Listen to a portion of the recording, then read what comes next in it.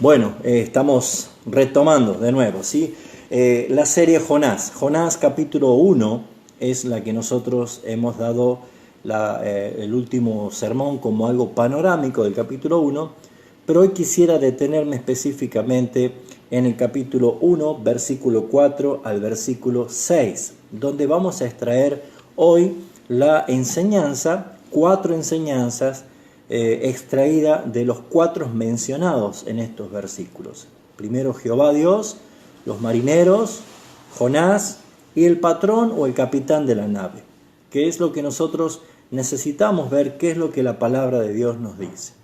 Pero para poder tomar ya la lectura, vamos a leer desde el versículo 1 hasta el versículo 6, y les recomiendo que todos los hermanos ya lean estos 4 capítulos para que cada vez que vamos avanzando en la serie, ya se familiaricen de tal manera que puedan tener bien claros los conceptos. Así que vamos a tomar lectura del capítulo 1 de Jonás nuevamente desde el versículo 1, pero hoy vamos a hacer hasta el versículo 6, donde el tema central se encuentra desde el versículo 4 hasta el versículo 6, porque vamos a ver 4 enseñanzas para la iglesia de hoy. Necesitamos nosotros ver que no es algo histórico solamente. Haciendo un repaso de lo que hemos dicho la vez pasada, es que esta historia se llevó a cabo casi 800 años antes de Cristo, o sea que para nosotros estamos alrededor de los 2800 años, y por ser una historia vieja, no quiere decir que lo tomemos simplemente como una historia, sino como una palabra perfectamente aplicativa y muy aplicativa para el tiempo que le toca vivir a este mundo. Entonces vamos a leer el versículo 1. Dice: vino palabra de Jehová a Jonás, hijo de Amitai, diciendo: levántate y ve a Nínive, aquella gran ciudad, y pregona contra ella, porque ha subido su maldad delante de mí. Y Jonás se levantó para huir de la presencia de Jehová a Tarsis, y descendió a Jope, y halló una nave que partía a Tarsis. Y pagando, dice la palabra, su pasaje, entró en ella para irse con ellos a Tarsis, lejos de la presencia de Jehová. Y acá comenzamos con el versículo 4, que es el que vamos a tomar nosotros la enseñanza, del 4 al 6. Pero Jehová, el primer mencionado aquí es Jehová, hizo levantar un gran viento en el mar, y hubo en el mar una tempestad tan grande que se pensó que se partiría la nave.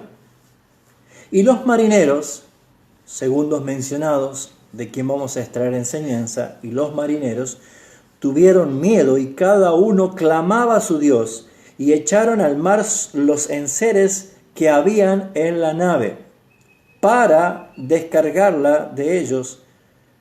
Pero Jonás, tercer mencionado en este texto, en el cual vamos a aprender la tercera lección, pero Jonás había bajado al interior de la nave y se había echado a dormir. Versículo 6. Y el patrón de la nave, cuarto mencionado, donde vamos a extraer la cuarta enseñanza, se acercó y le dijo: ¿qué tienes, dormilón? Levántate y clama a tu Dios, quizás Él tendrá compasión de nosotros y no pereceremos. Bueno, acá nosotros vamos a ver en estas 4 menciones que hace el versículo 4 al 6, no quiero decir personajes porque más bien suena a algo ficción, más bien son 4 menciones, tanto Dios como los otros 3, los marineros, Jonás y el patrón de la nave, y como dije justamente la vez pasada, de que este es un hecho verídico, real. Jesús lo citó varias veces a Jonás, y Nínive es un lugar que existió geográficamente, o sea, tenemos muchas evidencias para creer que este no es una parábola, sino que es un hecho verídico, histórico. Entonces lo que vamos a hacer hoy, por eso es que la idea es dar explicaciones expositivas del texto. Ya hemos visto el panorama la vez pasada. Para aquellos que no han visto, busquen el anterior o la parte 1 de esta enseñanza. Hemos visto en forma panorámica la primera enseñanza de estos 17 versículos del capítulo 1. Pero hoy quiero que veamos específicamente 4 enseñanzas o 4 mensajes para la iglesia de hoy. Hoy nosotros estamos otra vez necesitando que la palabra del Señor vuelva a hablar a su iglesia, porque la palabra de Dios, como hemos hecho mención, es útil para enseñarnos, para corregirnos, para instruirnos y para convencernos con el propósito de que agrademos al Señor, cumpliendo así su tarea. Entonces, lo que vamos a ver es que en estos 4 mencionados tenemos de cada uno de ellos una enseñanza, una aplicación, una exhortación, una advertencia para cada uno de nosotros. El primero mencionado es Dios, Jehová Dios.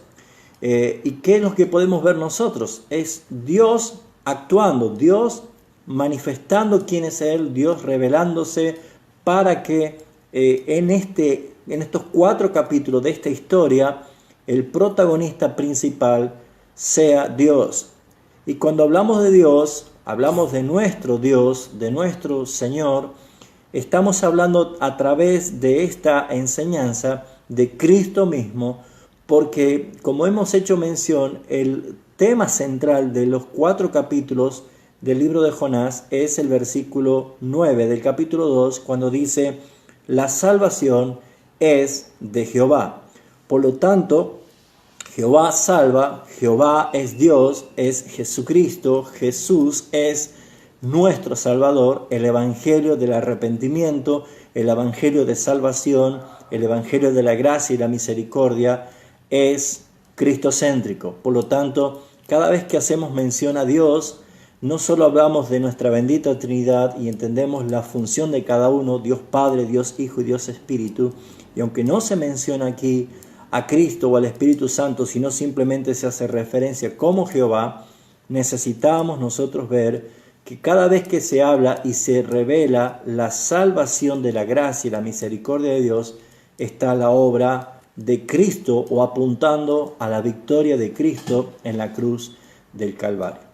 Entonces, ¿qué es lo que todo hermano que abre la Biblia y quiere escuchar la voz de Dios a través de la Escritura, qué debe hacer? Es una buena observación del texto. Tiene que observar el texto. ¿Qué dice el texto? ¿A quiénes menciona el texto? ¿Qué puedo aprender del texto? Porque la buena observación va a llevar y va a derivar claramente a una correcta interpretación, y luego de esa correcta interpretación va a ser mucho más fácil la aplicación, porque estoy entendiendo lo que Dios está diciendo. Entonces, no por casualidad, estos versículos del 4 al 6 menciona 4 a 4. A Dios, a los marineros, a Jonás y al capitán de la nave. Por lo tanto, Dios quiere que fijemos nuestra atención, fijemos nuestros ojos en estos 4 mencionados y que podamos aprender para poder interpretar en esa observación, entonces aplicar de lo que debemos hacer o lo que no debemos hacer, para que entonces podamos avanzar eficazmente a través de estos 4 capítulos de esta historia de Jonás, una historia que incluso Jesús dice la señal de Jonás. Por algo tiene que ver en esta historia algo muy trascendental, muy importante, en el cual nosotros no podemos tomar simplemente como un libro histórico de uno de los profetas menores del Antiguo Testamento. Es importante que nosotros podamos ver en estos 4 mencionados 4 enseñanzas para la iglesia de hoy. Veamos al primero, Jehová Dios. Y comienza el versículo 4 diciendo, pero Jehová. Y siempre a mí me gusta muchísimo cada vez que la Biblia dice, pero Dios, pero Jehová, pero el Señor. Es extraordinario porque ese es el momento que Él se abre paso y obra a través de sus propósitos. Pero ¿qué nos revela? ¿Qué podemos observar al poner a Dios en escena como el principal protagonista? Nosotros podemos ver primeramente que Dios está revelando su omnipresencia, o sea, Dios está en todo lugar. Como podemos ver en estos versículos del primer capítulo, la omnipresencia de Dios, primeramente que Él le habló a Jonás y Jonás no quiso obedecer, sino que él subió a un barco para huir a Tarsis y nunca él pudo despegarse de la presencia del Señor, sabiendo que lo que resalta la Biblia, el versículo 3, es para huir lejos de la presencia de Jehová. Y lo vuelve claramente a mencionar que él se levantó para huir de la presencia de Jehová a Tarsis. Entonces, claramente nosotros vemos que Dios quiere mostrar a Jonás, Dios quiere mostrarnos a nosotros, Dios quiere revelarse como que Él es el Dios omnipresente.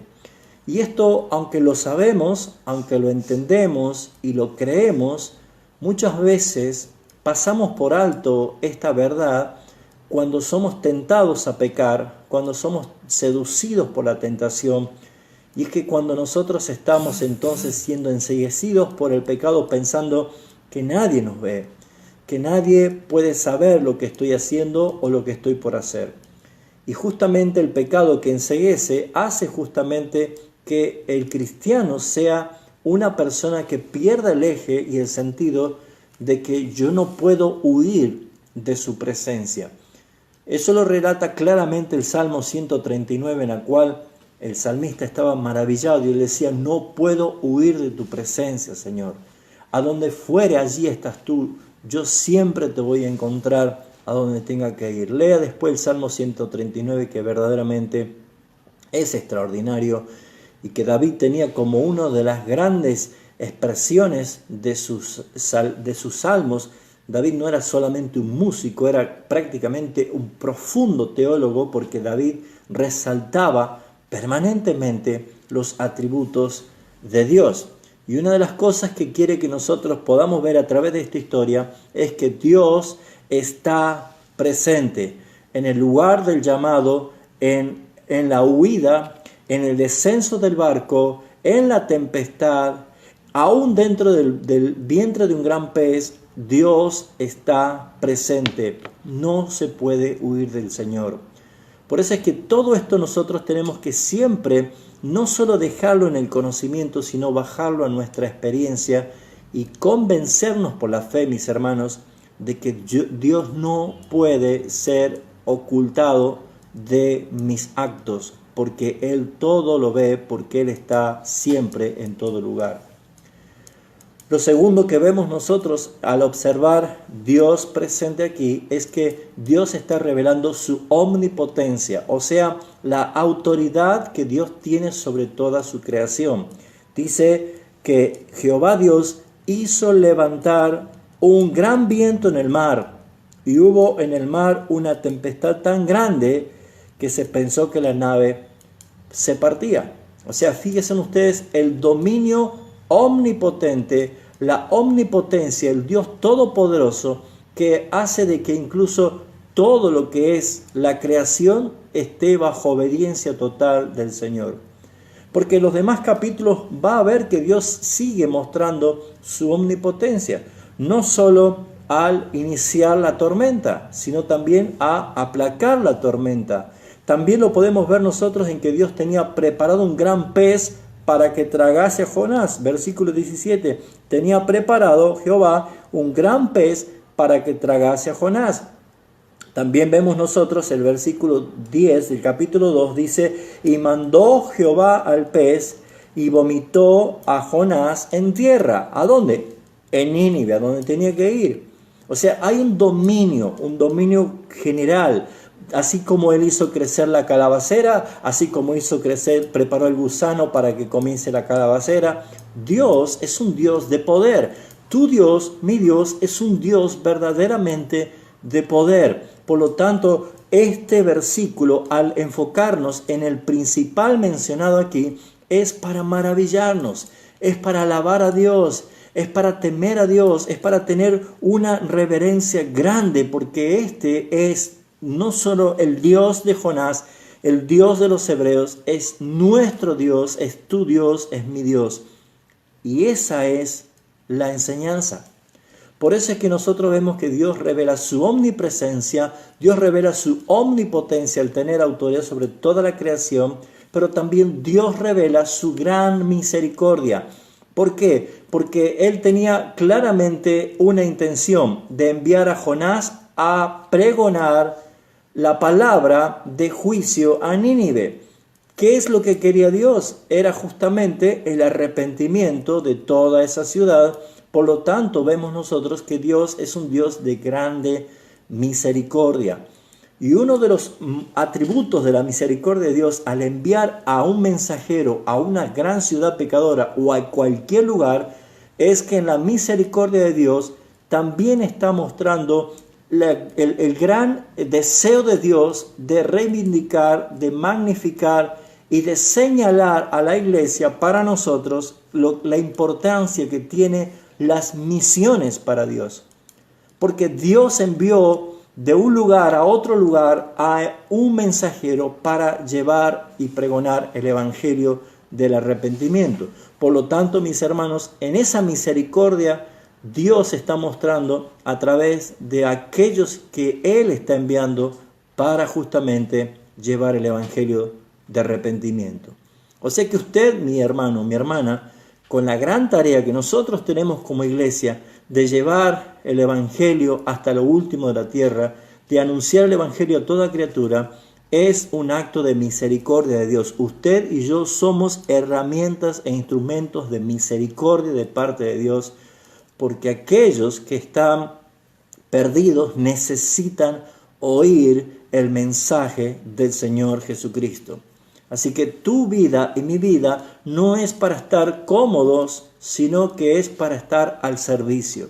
Y la gran misericordia de Dios la mostró a través de Jonás, al llamarlo, al enviarlo, al encaminarlo en su rebeldía, al traerlo nuevamente al propósito, al volver a llamarlo, a volver a darle la tarea y a enviarlo definitivamente para que toda esa ciudad, gran ciudad de Nínive, sea arrepentida.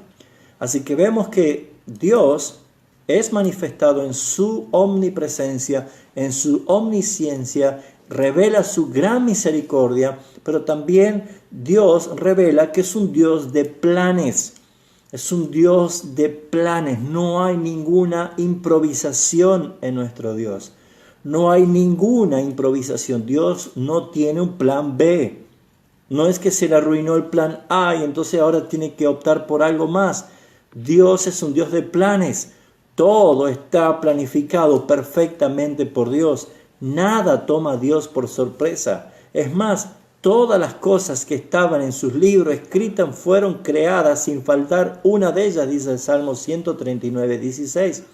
Por lo tanto, el Dios que se está revelando acá es que es un Dios de planes. ¿Y cuál era el plan de Dios? Claramente este libro, estos 4 capítulos, esta mini Biblia que le llaman algunos el libro de Jonás, es claramente un plan de salvar, un plan de salvación. Dios quiso revelar salvación. Primero mostrar salvación a Nínive, a una gran ciudad pecadora. Al enviar a Jonás, Dios está mostrando su plan. ¿Cuál era el plan? Salvar a esa ciudad. Pero no solo eso, sino también que ante la rebeldía de Jonás y la desobediencia de Jonás, el juicio de la gran tempestad, del viento que estaba viniendo, estaba poniendo en riesgo de que el barco se parta en pedazos. Y también Dios quiso salvar la nave. Por eso es que preservó la nave. Y al salvar la nave, Dios estaba salvando a los tripulantes, a los marineros y al capitán de la nave, porque ellos, después que echaron a Jonás y las aguas se aquietaron, ellos ofrecieron ayunos y dijeron: ya no vamos a alabar y adorar, ni pedir, ni clamar a nuestros dioses, sino al Dios de los hebreos. Dios tenía planes de salvar Nínive, planes de salvar el barco, planes de salvar los marineros, planes de salvar al capitán de la nave, y principalmente Dios tenía planificado salvar a Jonás. Porque, ¿qué podría pensar alguien que dice: tíreme al agua en medio del mar y allí se va a calmar el mar? Jonás ya tenía pensado, según su justicia, de que él, al ser el culpable, si él moría, todo se terminaba. Y hermanos, no es así, porque dice que Dios tenía preparado un gran pez.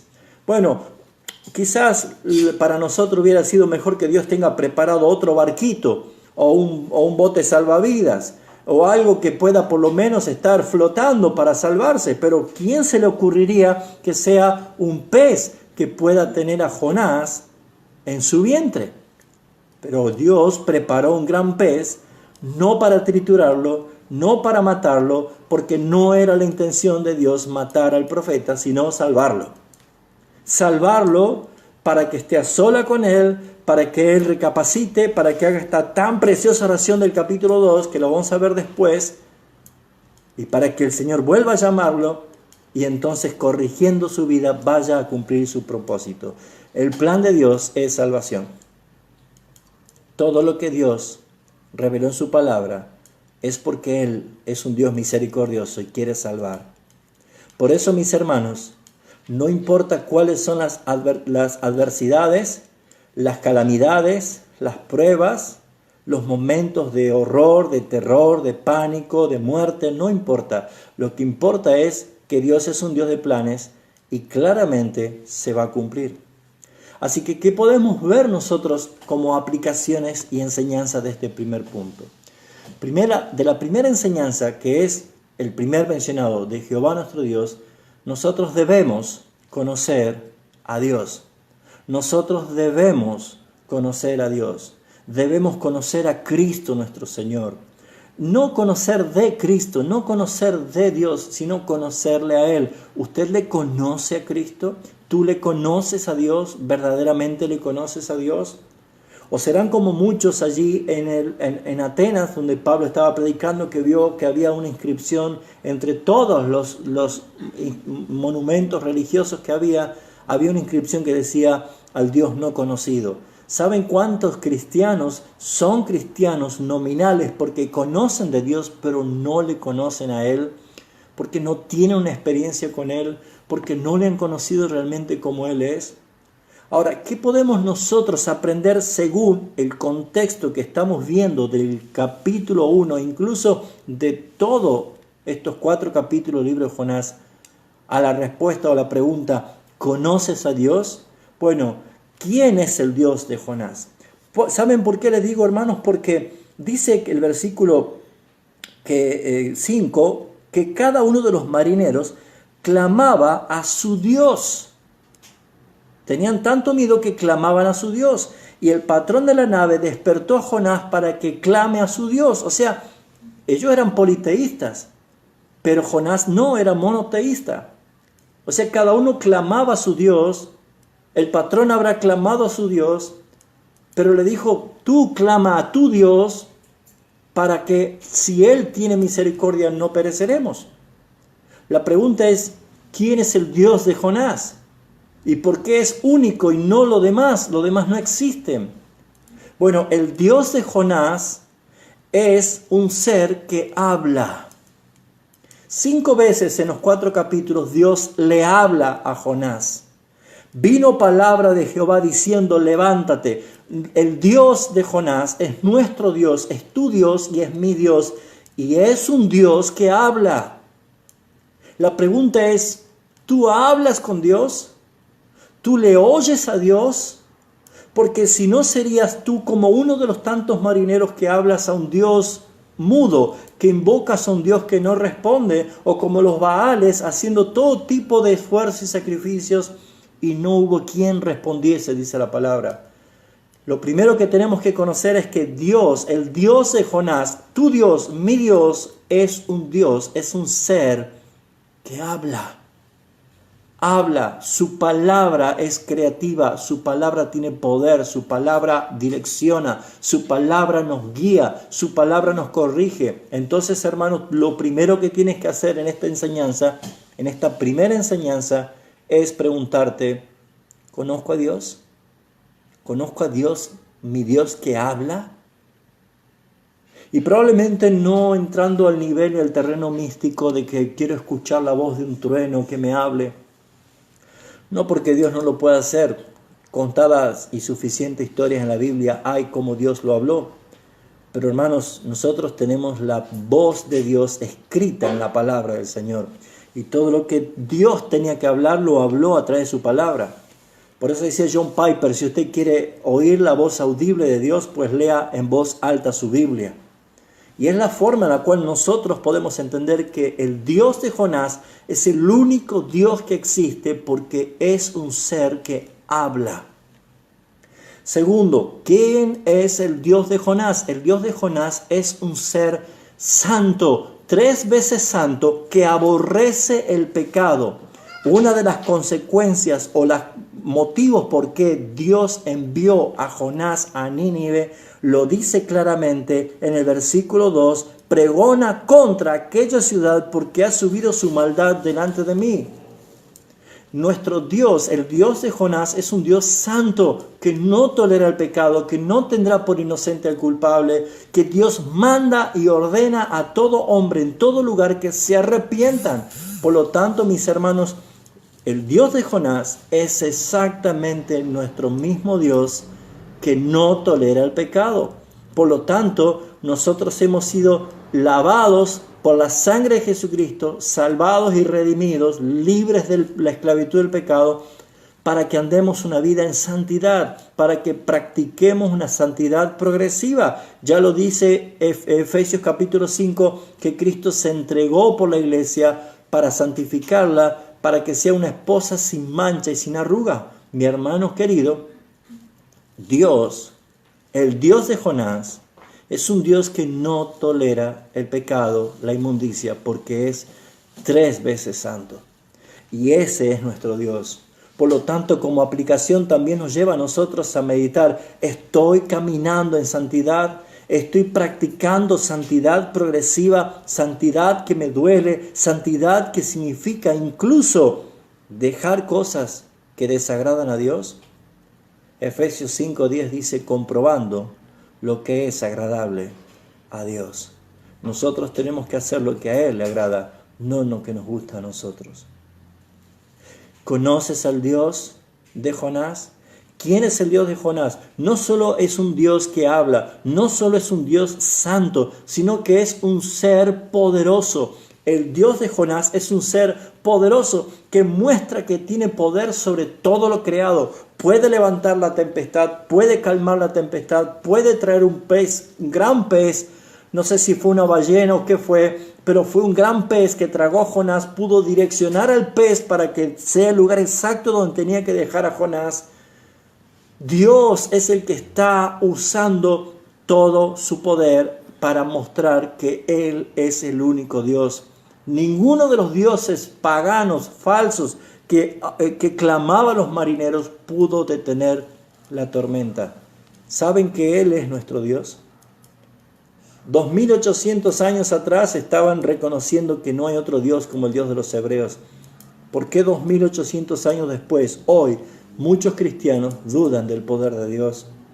Nuestro Dios es el mismo Dios de Jonás y es un Dios poderoso, grandemente poderoso, que ejerce control, gobierno soberano sobre todas las cosas. Por eso, mis hermanos, es que debemos conocer a Dios.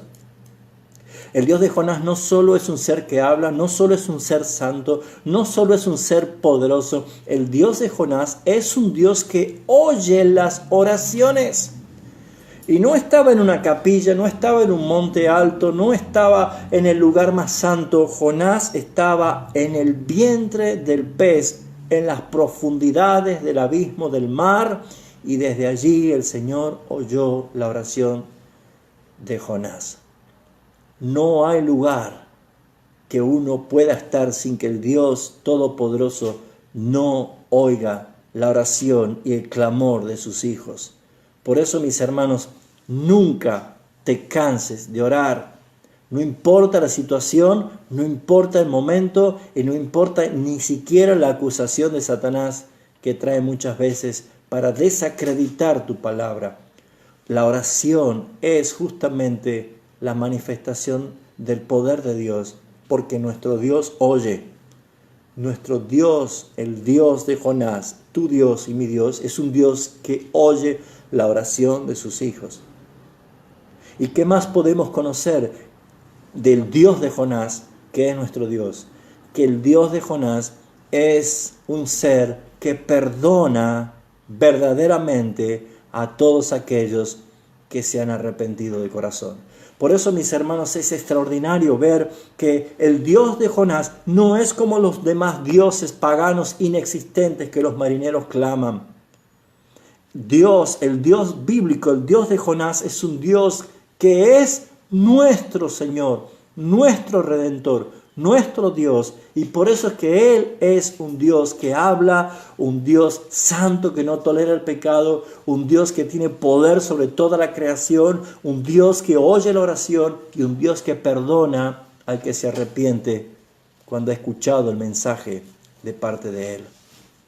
Así que debemos conocer a Dios. Y lo que nos está mostrando este libro de Jonás es quién es Dios. Así que si nosotros debemos conocer a Dios, ¿para qué? Porque después nosotros debemos obedecer a Dios para servir. Porque el que le conoce puede obedecer, porque yo no puedo obedecer a quien no conozco, no puedo servir a quien no conozco. Por lo tanto, Dios quiere que lo conozcamos para que podamos obedecerle y así servirle.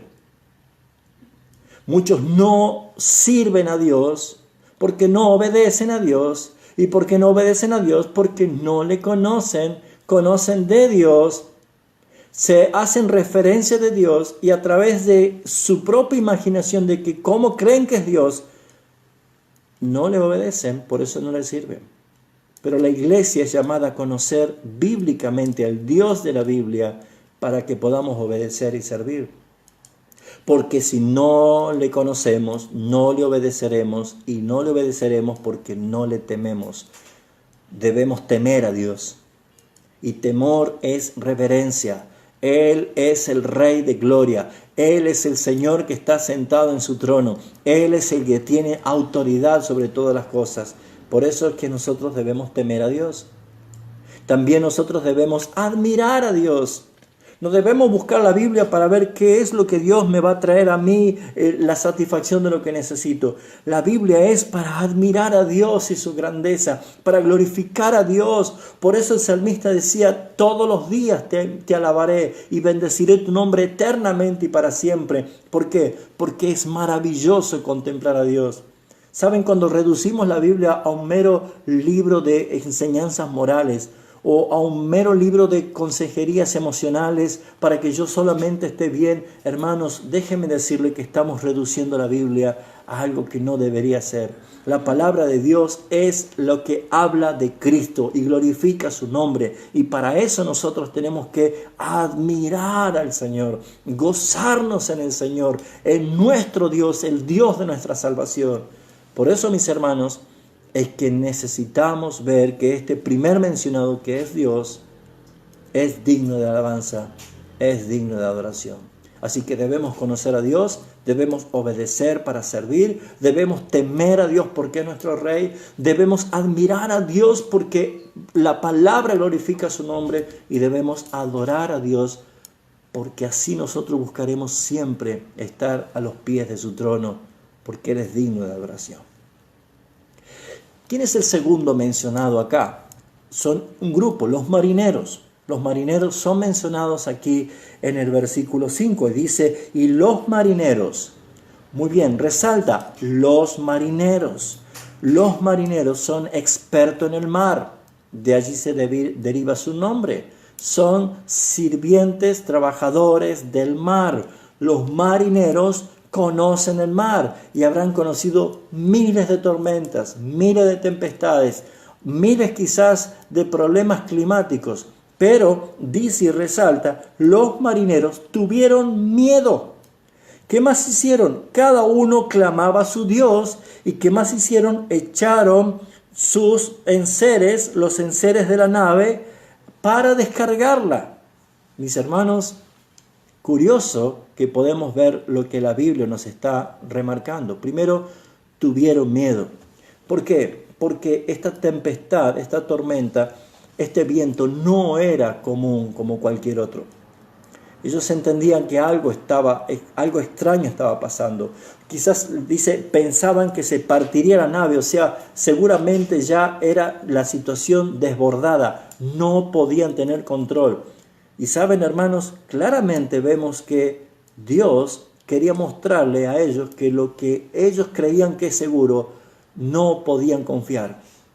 no tenían otra cosa más que clamar, aunque sea paganamente, a sus dioses, o buscar de una divinidad que para ellos no era conocida, que solucione el problema.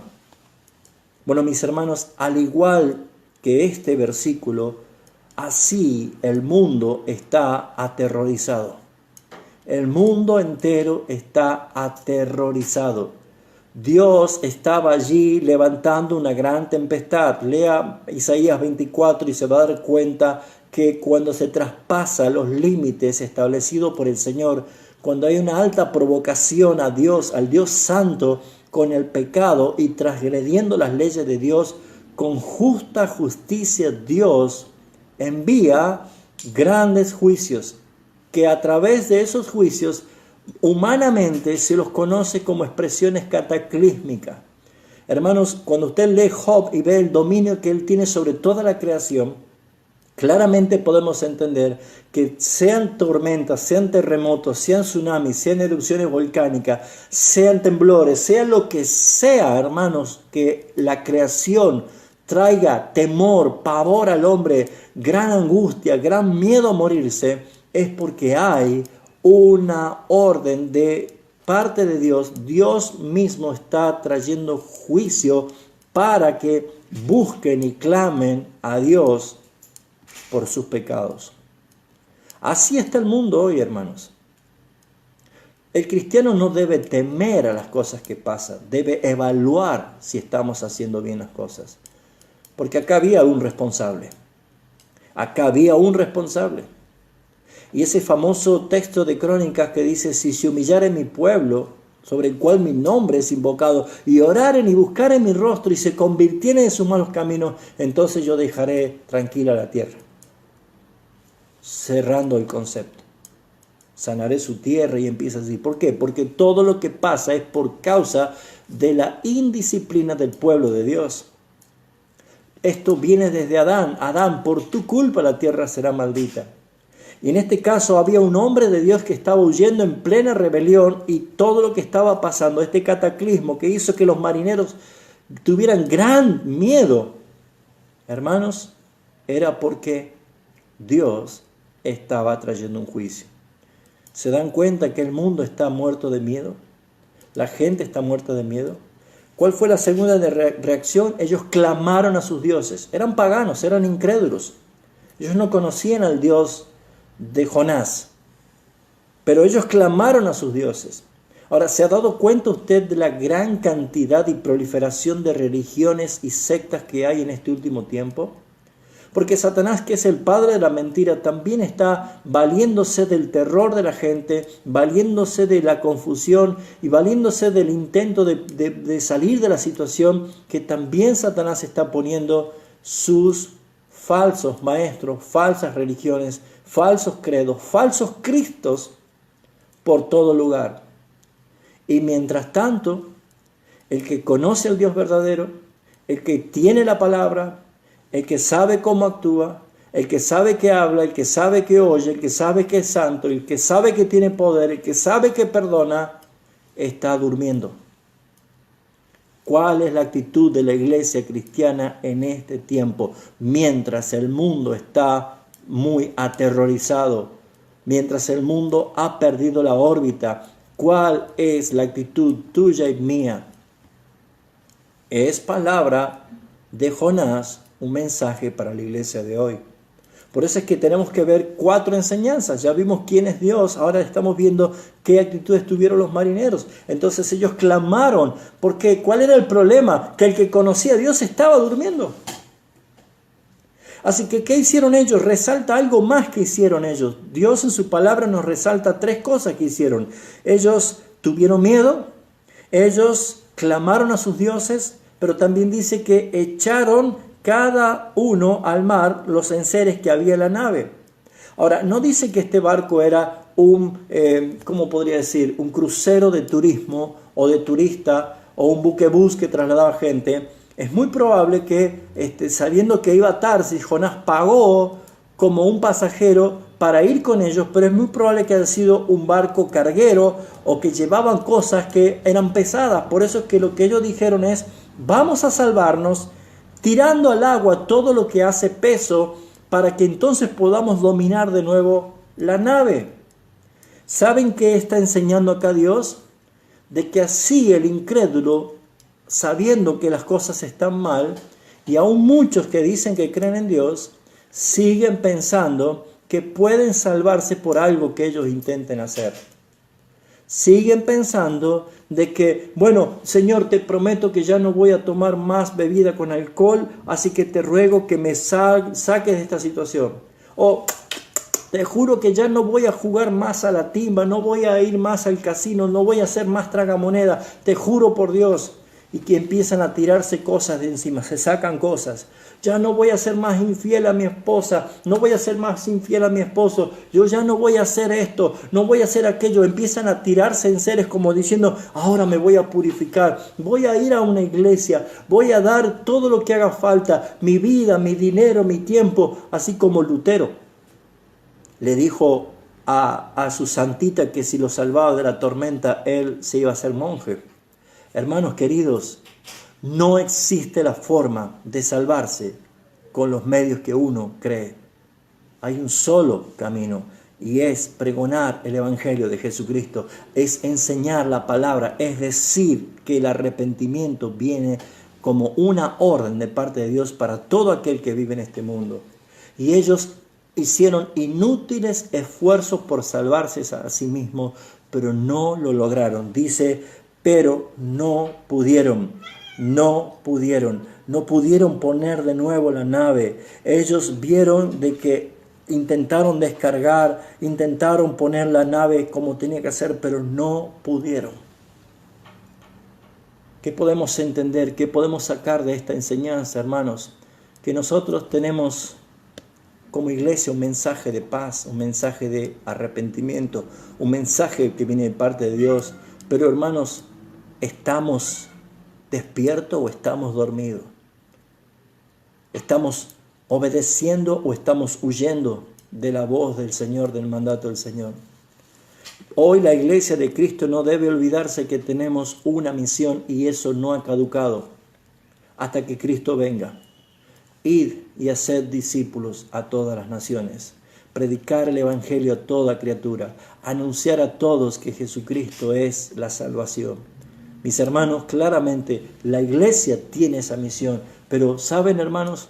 Muchos pueden clamar a sus dioses, a sus credos, a sus imaginaciones, pueden intentar hacer todo tipo de cosas, pero nosotros sabemos que el Dios verdadero es nuestro Dios y nosotros no podemos interrumpir lo que Dios quiere hacer por nuestra desobediencia. También para aprender. Tercer, mencionado aquí, es el protagonista de la historia después de Dios, es Jonás. Jonás es el profeta de Dios que huye. Jonás es un hombre como muchos, común y corriente como cualquiera de nosotros. Jonás dice que había, versículo 5, pero Jonás había descendido. Jonás había bajado aún más abajo. ¿A dónde? Al interior de la nave y se había echado a dormir. Ya lo habíamos mostrado nosotros la anterior exposición, de que justamente el que huye de Dios es un camino de descenso. Cada vez va descendiendo más y más y más. Descendió a Jope, descendió al barco, descendió a lo más profundo del barco y luego iba a descender a lo más profundo del mar. Hermanos, la vida de alguien que huye de Dios es una vida de descenso y cada vez más de oscuridad y cada vez más de sufrimiento. Así que él sigue descendiendo ahora a la parte más baja. ¿Por qué? Porque quería ocultarse. Acuérdense en que en su mente estaba huir de la presencia de Dios. Por lo tanto, él quería ocultarse de todos. Jonás desciende y justamente quería huir de la presencia de Dios, pero Dios se le puso como adversario. Dios le salió al encuentro delante de él y no lo dejó llegar a lo que él había planificado. Hermanos, si usted es un hijo de Dios, llamado desde antes de la fundación del mundo, escogido, sellado por el Espíritu Santo, redimido por la sangre de Jesucristo, pero en algún momento cae en su tentación por cualquier situación y quiere huir de Dios, déjeme decirle que Dios se le va a presentar como un opositor a su trayectoria, a su trayecto. No le va a permitir que siga más, sino que lo va a disciplinar para convencerlo que está errado y que va a volver. Porque el fruto de Dios como adversario de Jonás hizo que él orase desde el vientre de un pez, una oración que le dio la salvación. Por lo tanto, mis hermanos, nosotros vemos que Dios se pone de adversario de los que huyen. Y cómo huimos, lo hemos mencionado la vez pasada, es cuando amamos al mundo y deshonramos el nombre del Señor. El que ama y el que busca amistad con el mundo se constituye enemigo de Dios. Y hermanos, Jesús le decía a Saulo de Tarso: Saulo, ¿por qué me persigues? A mí me estás persiguiendo. Él perseguía a los del camino, a esa nueva secta que se llamaban cristianos o que todavía no se llamaban cristianos, pero que iban detrás de un mensaje. El Señor se presenta delante de él y le dice: ¿por qué me persigues? Dura cosa es dar cosas contra el aguijón.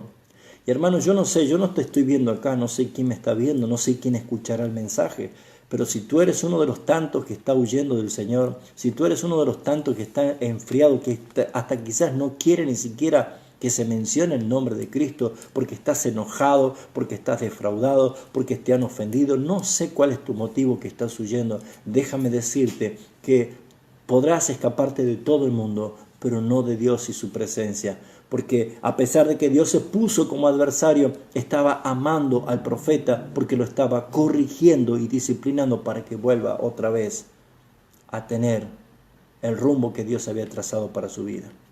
Por eso, mi hermano, mi hermana querida, nosotros necesitamos ver que Jonás se echó a dormir como un escapismo para olvidarse, para no tener en cuenta nada, para dormir mientras los demás estaban clamando. Jonás estaba durmiendo.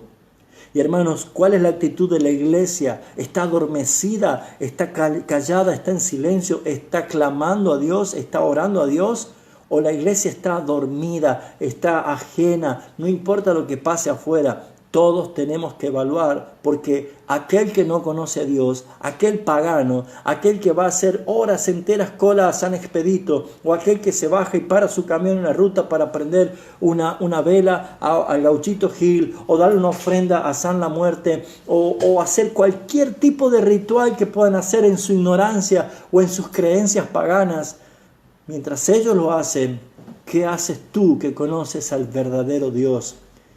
El Dios que te habló, el Dios que te llamó, el Dios que te envió, el Dios que te equipó de todas las cosas, el que te impartió todos los dones, el que te puso a habitar en familia, el que te coronó de favores y misericordia. ¿Por qué huyes? ¿Por qué te escapas? ¿Por qué das lugar a la frialdad a tu vida? ¿Por qué has cerrado tu boca de alabanza? ¿Por qué no buscas a Dios con todo tu corazón? ¿Por qué has dejado tu primer amor? Pues es entonces, hermanos, que Jonás, el que conocía a Dios, dormía mientras los demás clamaban: algo está mal, algo no está saliendo bien. Uno podría decir: pero ¿por qué está haciendo esto Jonás? ¿Por qué hizo esto Jonás? ¿Saben que podría ser un espejo de rebote y preguntarte: ¿y por qué yo estoy haciendo esto? ¿Cuál es el motivo que he cerrado mi boca y no hablo de Cristo a nadie? O por lo menos transmitir por mi comportamiento, con mi vida, con mi testimonio. En la aplicación de esta tercera enseñanza debemos ver lo que no tenemos que hacer de Jonás. No debemos ser autocompadecientes, no nos debemos autocompadecer. Seguramente Jonás, siendo un profundo nacionalista, un hombre que tenía tremenda odio hacia los enemigos del pueblo de Dios, habrá pensado seguramente en él y habrá visto su compasión y habrá dicho: bueno, ya nadie me tiene en cuenta. Cuidado, porque muchas veces nosotros pensamos así. No debemos ser autocompadecidos. Ese es el error más grande que puede tener un cristiano. Jesús nunca se autocompadeció. Jesús nunca enseñó a autocompadecerse. La autocompasión no proviene de Dios, proviene de nuestra concupiscencia. Por eso, mis hermanos, no te autocompadezcas. Segundo, no seas egoísta. No pienses en ti mismo. No pensó en Nínive, pensó en él. Pensó en su propia nacionalidad. No pensó en que Dios quería traer arrepentimiento, advertencia y juicio. Él no pensó en nadie más. Hermanos, ¿tú estás pensando en las personas que no conocen al Señor? ¿O piensas en ti mismo? No debes ser un escapista, no huyas, no debes huir de la voluntad de Dios. Si no entiendes o no quieres, ora al Señor y dile: Señor, ayúdame a cumplir tu voluntad, pero no se esconda, no se escape, no haga lo que Dios no quiere que hagas, no te escapes, pídele al Señor, declárate débil ante Él para que Él sea fuerte en ti, declárate necesitado de Él. Dile como le decía Moisés: si tú no vienes conmigo, yo no saldré. Dile al Señor, muéstrale, pídele como Gedeón las pruebas para que tú estés convencido de que Él te va a acompañar. Pero hermano querido, haz lo que el Señor te está mandando y no te escapes. No seas insensible, no seas insensible. Y estoy nombrando cosas que muchas veces nosotros no nos damos cuenta, pero son cosas que la tenemos como naturaleza, la tenemos nosotros. Tengo una lista de actitudes que hombres y mujeres de la Biblia pasaron y tuvieron ellos que experimentar, en la cual nosotros vemos que hay aciertos y desaciertos, pero saben, hermanos, Dios es el mismo y Dios es el que nos usa. Por ejemplo, la Biblia nos muestra que hay personas que son místicos como Enoc, creyentes como Abraham, pacientes como Isaac, exploradores como los como los espías que fueron. Otros tal vez son astutos como Labán, astutos o engañadores como Jacob en su tiempo, materialistas como Esaú, mundanos como Lot, conformes como José, mansos como Moisés, esforzados como Josué, profanos como Coré, envidiosos como María, la hermana de Aarón, descuidados como Saúl, fieles como Samuel, amigables como Jonatán, orgullosos como Absalón, rectos como David, sabios como Salomón, activos como Eliseo, dedicados como Elías, perversos como Jezabel, soberbios como Amán, prudentes como Mardoqueo, perseverantes como Job, valientes como Gedeón, arraigados como Esther, dedicados como Nehemías, visionarios como Ezequiel, sufridos como Jeremías, débiles como Sansón, impetuosos como Pedro, tiernos como Juan, precavidos como Natanael, traidores como Judas, avaros como Simón, fogosos como Pablo, elocuentes como Apolo. ¿Y cómo es Jonás? ¿Qué estamos viendo como Jonás? Y sabes que todo lo que he leído son características de hombres y mujeres que somos imperfectos y que Dios no nos descarta por tener yerros o aciertos. Dios es el mismo y cuando Dios nos envía, debemos confiar que Él nos va a respaldar. Pero cuando nos equivocamos, es Dios el que nos va a corregir. Pero no nos descarta. Por eso es que tenía preparado un gran pez, no para triturar, no para darle fin a la vida de Jonás, no para que ni siquiera nadie encuentre su cuerpo, sino para preservarlo, para que allí Jonás estuviese a solas y esa sea la señal que demandaba. Y Jesús dijo: no le será dada sino señal como la de Jonás. 3 días en silencio, 3 días a solas, 3 días concretando la salvación, 3 días de propósito. Por eso, mis hermanos, vemos claramente que el Señor es muy claro en estas 4 mencionados.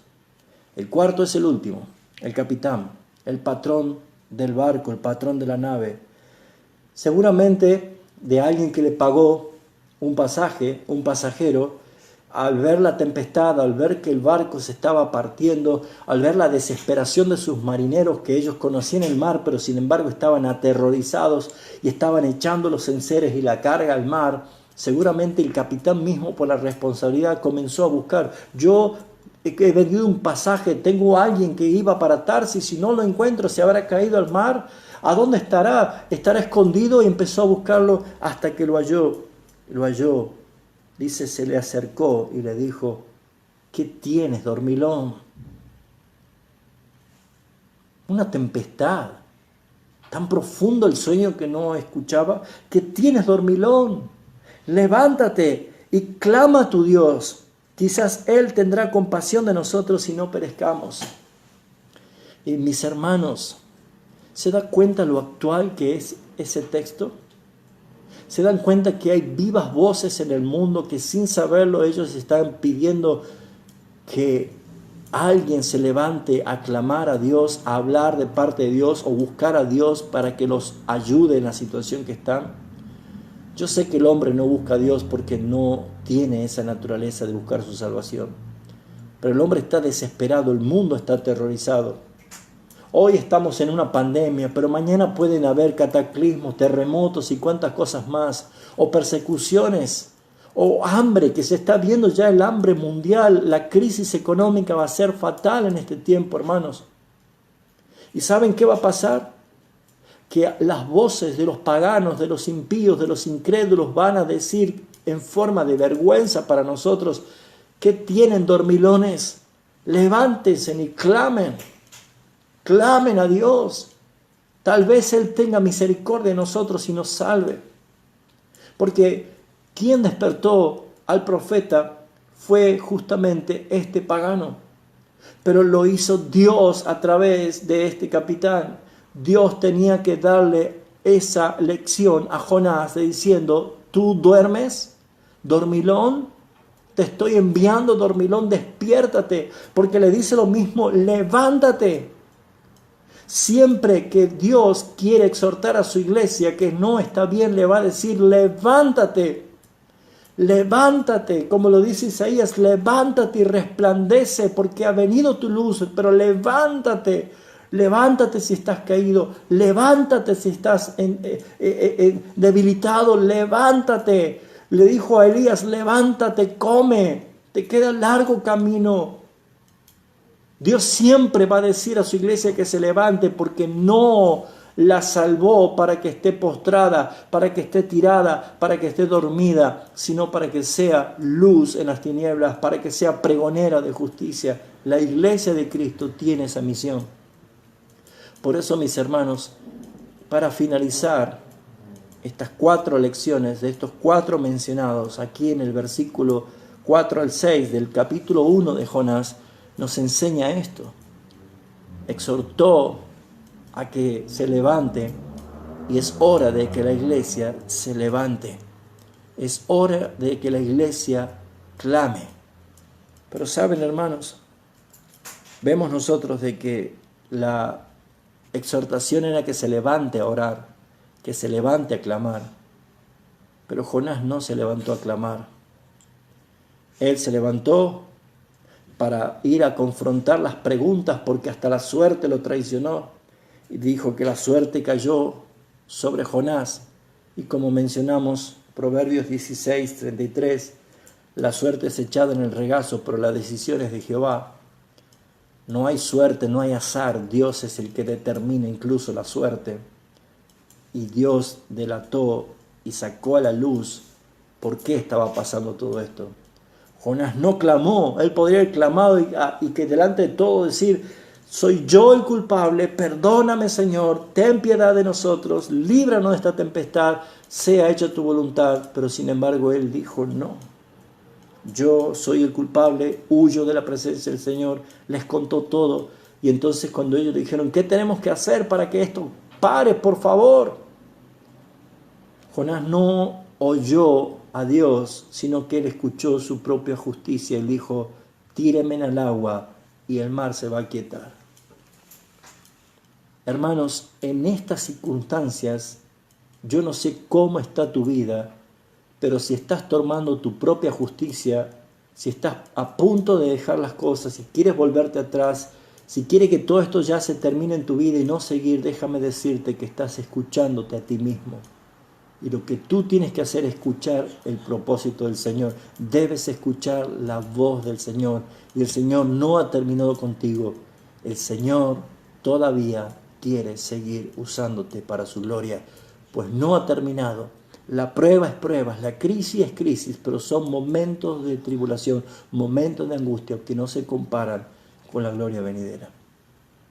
En conclusión, esta mini Biblia de estos 4 capítulos del libro de Jonás nos muestran que hay un Dios de amor y misericordia, que hay un Dios de planes, que tiene todo planificado y que Dios aborrece el pecado y exige el arrepentimiento. Y hay un Dios que perdona. ¿Ven que es exactamente igual que lo que está viviendo hoy el mundo? Piensa un momento en tus parientes, piensa en un momento en tus familiares, en tus amigos, en las personas que tú conoces. ¿Y ellos cómo están? ¿Conocen verdaderamente a Dios? Y si tú eres el único que conoces, ¿qué vas a hacer? ¿Vas a seguir durmiendo o vas a levantarte o vas a hacer las cosas que el Señor quiere que hagas? Jonás es un mensaje para la iglesia de hoy en tiempos de pandemia, en tiempos de prueba, en tiempos de crisis. Por eso, mi hermano, mi hermana, te invito a que me acompañes en las próximas exposiciones, porque vamos a continuar viendo lo que Dios quiere mostrarnos. Si Dios así lo permite, el domingo estaremos viendo el capítulo 2, que es la oración de Jonás. En verdad, hay cosas maravillosas que uno puede extraer de aquí. En todo lo que nosotros vemos en la palabra es para glorificar a Cristo, para admirar su nombre, sus planes perfectos y para decir, Señor, tú me has llamado a ser parte de tus planes cuando tú quieres que yo te sirva. Hermanos, no sé cómo está usted. Probablemente muchos afectados por esta cuarentena o centena, no sé cuánto vamos ya, o por la situación económica, o por la sensación de incertidumbre, o por cuántos problemas pueden haber. No sé, pero déjeme decirte, hermanos, que tu Dios y mi Dios es este Dios que vemos aquí en la Biblia, el Dios de Jonás, en el cual no nos abandona, no nos deja, nos levanta, nos fortalece y nos encamina a su propósito. No hemos terminado la tarea, es más, probablemente aún no hemos comenzado como iglesia a lo que tenemos que hacer. Hay una ciudad que espera de ti y de mí. Oremos. Gracias, Padre Celestial, por tu palabra. Tu palabra es clara, tú hablas claramente. Somos nosotros, Señor, lo que enturbiamos y interpretamos o no queremos comprender lo correcto. Pero, Señor, el sentido de este libro es claro. Tú quieres el arrepentimiento del pecador y tú envías a tus mensajeros a pregonar el mensaje de salvación. Pero tú ves que nosotros somos lo que muchas veces huimos de tu presencia o de tu llamamiento. Y así como Jonás, muchos de nosotros estamos tal vez en un estado de adormecimiento o pasivo o ajenos de la realidad. Yo personalmente te doy gracias, porque tu palabra siempre nos va a llamar la atención, a corregirnos, a instruirnos, Señor, a que hagamos las cosas conforme a tu voluntad. No hay nada que podamos pedirte porque todo lo hemos recibido en Cristo Jesús. Pero, Señor, siendo administradores de tu gracia, te pedimos perdón porque muchas cosas las dejamos pasar. Ahora viene el día del amigo y seguramente nos abrazaremos y estarán con todos los amigos, pero no hay mayor regalo para aquel que no te conoce, Señor, que hablarle del Evangelio de Jesucristo. ¿Sabes por qué, Señor? Porque mientras más nosotros nos callamos, Señor, no puede tu nombre ser glorificado, porque tú no enviaste ángeles a predicar. Tú nos llamaste a nosotros para ser portadores de tu voz. Ayúdanos, Señor, a cumplir con el propósito que tú nos has dado y que aprendamos de Jonás lo que tenemos y lo que no tenemos que hacer. Pero sobre todas las cosas, que glorifiquemos que la salvación es tuya y que tú eres un Dios piadoso, misericordioso, que un Dios de oportunidades, porque Jonás tuvo nueva oportunidad y tú lo has bendecido. Aunque termine en forma incierta este libro, sin saber cómo concluye, probablemente es para enseñarnos que también nosotros estamos incluidos en esta historia y que nosotros podemos dar el final que este libro no lo dice. Haber culminado la tarea que tú nos has encomendado. Bendice a los hermanos que ven y verán esta predicación y que nos ayudes como iglesia a hacer tu voluntad. En el nombre del Padre, del Hijo y del Espíritu Santo. Amén.